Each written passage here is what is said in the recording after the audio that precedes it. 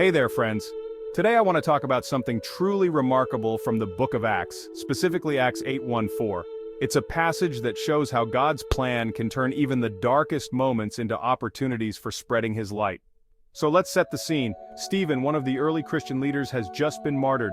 His death marks the beginning of intense persecution against the church in Jerusalem. Can you imagine the fear and uncertainty among the believers? Their world was shaken. But here's where it gets really interesting.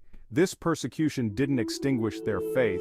Instead, it acted like a divine spark, igniting a wildfire of evangelism. Acts 8:14 tells us that as the believers were scattered throughout Judea and Samaria, they didn't go into hiding. They didn't stay silent. On the contrary, wherever they went, they preached the gospel. It's like they carried little pieces of the Jerusalem church with them, planting seeds of faith in new soil. Imagine being one of these believers, forced to leave your home, your community, everything familiar, yet instead of seeing it as an end, you see it as a new beginning, a chance to spread the message of Christ even further. That's the power of faith. It turns trials into triumphs and fear into courage. What's truly inspiring here is the way God's plan unfolds. The persecution intended to crush the church actually became the catalyst for its growth.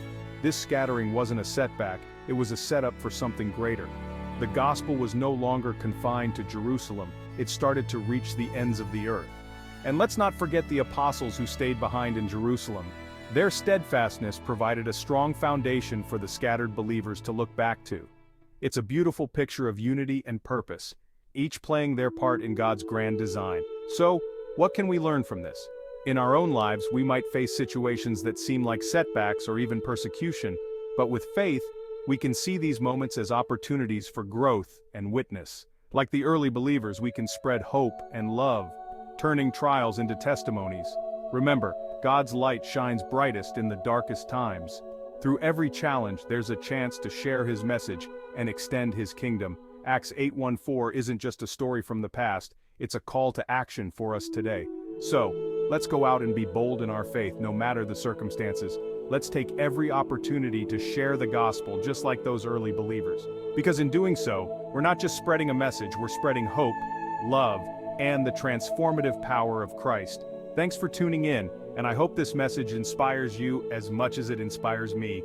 Keep the faith, stay strong, and let's shine our light wherever we go. Until next time, God bless. Join Holy Frequency for more content. Also, give us a like. Yeah, be with you always.